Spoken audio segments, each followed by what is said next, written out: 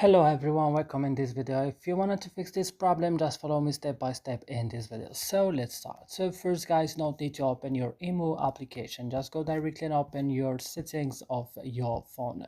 So here you will found many options. You will just go to apps option. You will find all the applications that you have now on your phone. You will search only for EMU.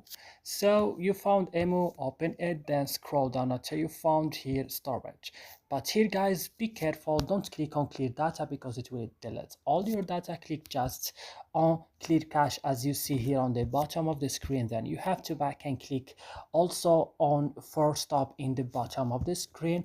And right now you have to go to battery, allow it on optimized mode, and go back and go to permission, allow all of this permission, give them, and then go to your Play Store, check that your EMU is updated on the last version, then restart your phone.